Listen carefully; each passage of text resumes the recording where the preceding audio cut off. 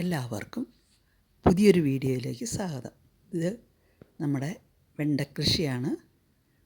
ഒരുവിധം വിളവൊക്കെ കിട്ടി, വലിയ പുഴുക്കേടൊന്നും ഉണ്ടായില്ല. ഒന്നിടവിട്ടുള്ള ദിവസങ്ങളിൽ നമ്മളത് എടുക്കേണ്ടി വരും. എപ്പോഴും ഉണ്ടായിക്കൊണ്ടിരിക്കും, അല്ലെങ്കിൽ അത് മൂത്തു പോവും. വെണ്ടയ്ക്ക നമ്മൾ തിന്നായിട്ട് അരിഞ്ഞ് അതിലേക്ക് ഉപ്പ്, മുളക് പൊടി, മഞ്ഞൾപ്പൊടി, കായം, അരിപ്പൊടി, പിന്നെ കടലമാവ്, കോൺഫ്ലോർ ഇവയെല്ലാം കൂടെ ചേർത്ത് നന്നായിട്ട് ഇളക്കി തിരുമ്മിയെടുക്കണം. അത് കഴിഞ്ഞൊരു കുഴിയുള്ള പാനിൽ എണ്ണ ഒഴിച്ച് അതിൽ കുറേശ്ശെ ഇട്ട് വറുത്ത് കോരിയെടുക്കാം. മൂത്തുപോയ വെണ്ടയ്ക്ക ഒരു കുക്കറിൽ 1-2 ഗ്ലാസ് വെള്ളം ഒഴിച്ച് അല്പം ഉപ്പ് കൂടി ഇട്ട് കുക്കറിൽ അടച്ച് വെച്ച് വിസിൽ വന്ന് കഴിയുമ്പോൾ ഓഫ് ചെയ്യണം. തുറക്കാറാകുമ്പോൾ തുറന്ന് നോക്കുമ്പോൾ അത് നന്നായിട്ട് വെന്തിട്ടുണ്ടാവും.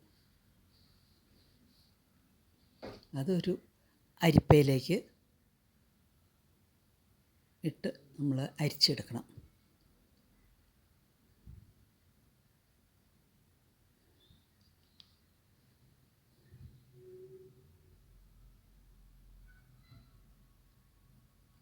അരിപ്പയിൽ പതുക്കെ അമർത്തി കൊടുത്ത് പിന്നെ 2 മുട്ട അടിച്ച് വെച്ചതും കോൺഫ്ലോർ 1 സ്പൂൺ കോൺഫ്ലോർ വെള്ളം ഒഴിച്ച് പതുക്കെ ഒന്ന് ഇളക്കി കൊടുക്കണം. പിന്നെ വെണ്ടയ്ക്ക അരിച്ച് വെച്ചിരിക്കുന്ന വെണ്ടയ്ക്കയുടെ നീര് അടപ്പത്ത് വെച്ച് നന്നായിട്ട് വെട്ടി തിളയ്ക്കുമ്പോൾ അതിലേക്ക് മുട്ട കുറേശ്ശെയായിട്ട് ഒഴിച്ചു കൊടുക്കണം. വട്ടത്തിൽ ചുറ്റിച്ച് കുറേശ്ശെയായിട്ട് ഒഴിച്ചു കൊടുക്കണം. അപ്പം ഇളക്കി കൊടുക്കുകയാണെങ്കിൽ അത് നല്ല ചെറുതായിട്ട് തരിതരിയായിട്ട് വരും. അതിലേക്ക് കോൺഫ്ലോർ കലക്കി ഇതും കൂടെ ഒഴിച്ചു കൊടുക്കണം. അത് കഴിഞ്ഞ് നന്നായിട്ട് ഇളക്കണം. നന്നായിട്ട് ഇളക്കി നല്ലോണം തിളച്ച് വന്ന് കഴിയുമ്പോൾ അതിലേക്ക് കുരുമുളക് പൊടി ഇട്ട്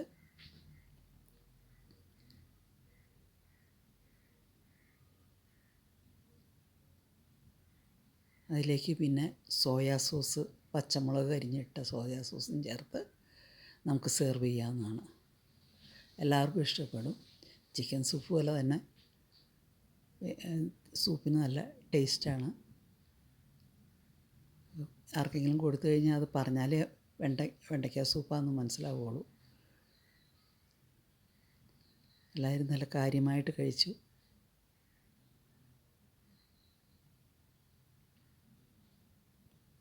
വെണ്ടയ്ക്ക മപ്പാസ് ഉണ്ടാക്കാം. അതിന് വെണ്ടയ്ക്ക അരിഞ്ഞത്, ഉപ്പ്, മഞ്ഞൾപ്പൊടിയും മുളക് പൊടി, പിന്നെ മല്ലിപ്പൊടി, കറിവേപ്പില, സവാള, പച്ചമുളക് ഇത്രയും അരിഞ്ഞ് വെച്ചത്, പിന്നെ തേങ്ങാപ്പാൽ 1-ാം പാൽ, 2-ാം പാൽ, കടുക് പൊട്ടി നന്നായിട്ട് വന്ന് കഴിയുമ്പോൾ ഇതെല്ലാം കൂടി അങ്ങ് ഇട്ട് ഇളക്കി അടപ്പ് വെച്ച് മൂടി വയ്ക്കാം.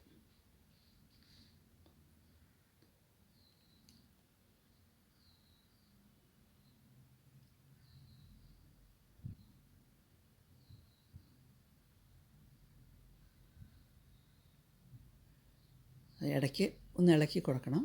കഴിഞ്ഞ് വെന്ത് വന്ന് കഴിയുമ്പോൾ അതിലേക്ക് 2-ാം പാൽ ഒഴിച്ച് കൊടുത്ത് ഒന്നുകൂടി ഇളക്കി ഒന്നുകൂടെ മൂടി വയ്ക്കണം. അത് കഴിഞ്ഞ് 1-ാം പാൽ ഒഴിച്ച് നമുക്ക് സെർവ് ചെയ്യാവുന്നതാണ്.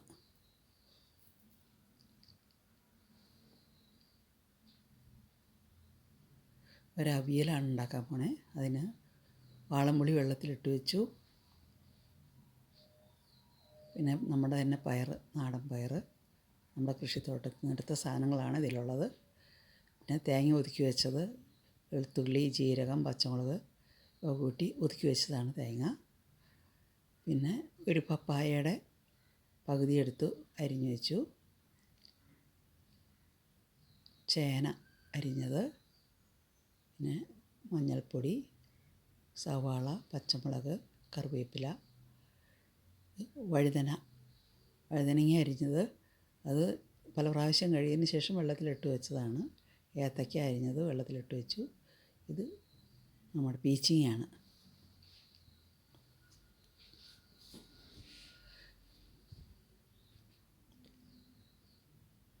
ആദ്യമേ തന്നെ നമുക്ക് സവാള, പച്ചമുളക്, കറിവേപ്പില ഇട്ട് കൊടുക്കാം.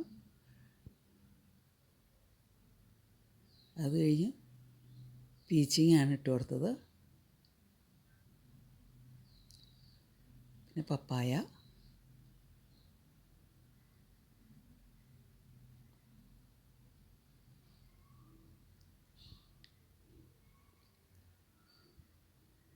പിന്നെ വഴുതനങ്ങ നമ്മൾ കഴുകി കുറേ കഴുകിയാലും ആ വെള്ളത്തിലിട്ട് വയ്ക്കണം. എത്ര കഴുകിയാലും പിന്നെയും വെള്ളത്തിലിട്ട് വെച്ചിട്ട് വേണം എടുക്കാൻ.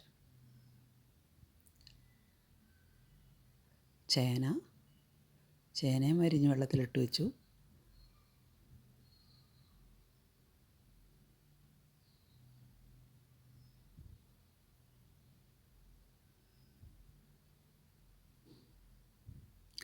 പയറ് കഴുകി അരി വെച്ചിരുന്നത്, നമ്മുടെ നാടൻ പയറ്, അതും ചേർത്തു.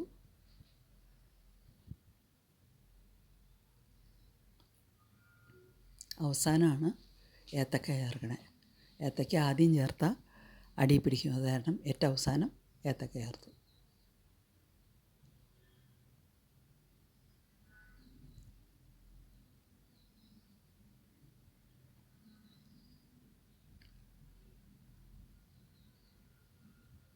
അതിലേക്ക് മഞ്ഞൾപ്പൊടി ചേർത്തു, പാകത്തിന് ഉപ്പ് ചേർത്തു,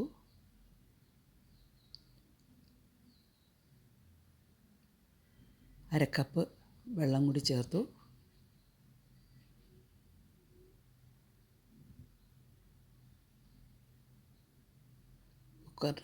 കുക്കറിൻ്റെ തന്നെ അടപ്പ് കൊണ്ട് അത് വിസിൽ വരാൻ നോക്കണ്ട, വെറുതെ അങ്ങ് അടച്ചാൽ മതി.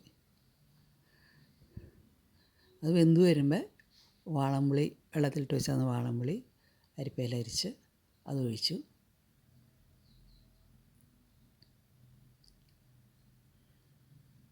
വാളംപുളിക്ക് പകരം തൈര് ഉപയോഗിക്കാം.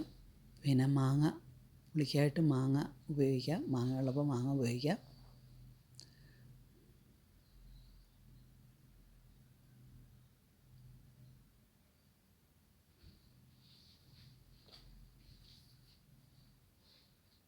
തേങ്ങ ഒതുക്കി വെച്ചതും കൂടെ ചേർത്തു.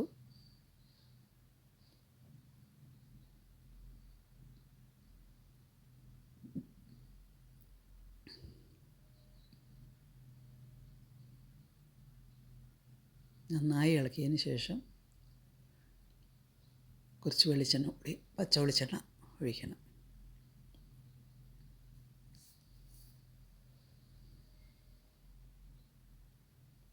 പച്ച വെളിച്ചെണ്ണ ഒഴിച്ചു. നല്ല നാടൻ പച്ചക്കറികൾ, നല്ല ഫ്രഷായിട്ടുള്ള പച്ചക്കറികളുള്ള അവിയൽ റെഡി. നമുക്ക് ബീറ്റ്റൂട്ട് ഉപയോഗിച്ചൊരു അവിയലും കൂടെ ഉണ്ടാക്കാം. അതിന് ബീറ്റ്റൂട്ട്, പയറ്, വഴുതനങ്ങ, ചേന, കായ്, ബീൻസ്, മുരിങ്ങക്കായ, മത്തങ്ങ, ക്യാരറ്റ്, കുമ്പളങ്ങ,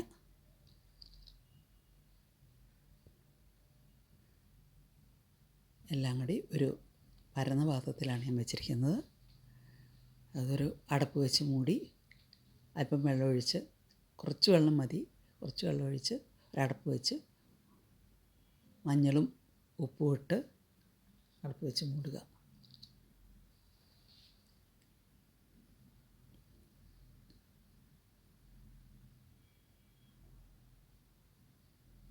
ഇടയ്ക്കൊന്ന് ഇളക്കി നോക്കാം. വെളുത്തുള്ളി, ജീരകം, പച്ചമുളക്, തേങ്ങയുടെ കൂടെ ഒതുക്കാൻ വേണ്ടിയിട്ട് അതൊരു ബൗളിലേക്ക് ഇട്ട് തേങ്ങയും കൂടി ഇട്ട് ഒതുക്കി.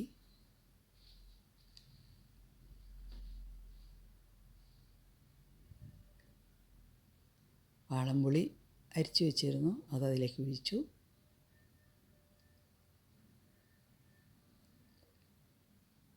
തേങ്ങ ഒതുക്കി ഇങ്ങോട്ട് ഇട്ട് ഇളക്കി. അതിലേക്ക് പിന്നെ പച്ച വെളിച്ചെണ്ണ കൂടെ ഒഴിച്ച് ഇളക്കി എടുത്തു. നല്ല കളർഫുള്ളായിട്ടുള്ളൊരു അവിയൽ. കൊച്ചു കുട്ടികൾക്ക് വരെ ഇഷ്ടപ്പെടും. അതിൻ്റെ കളർ കണ്ട് തന്നെ കുട്ടികൾ കഴിക്കും.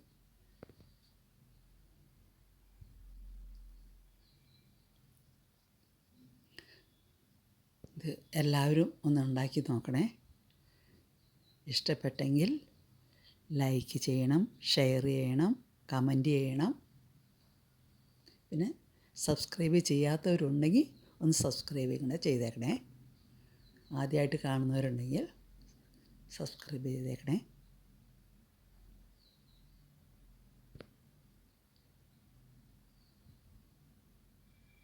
നല്ല ടേസ്റ്റി ആയിട്ടുള്ള അവിയൽ.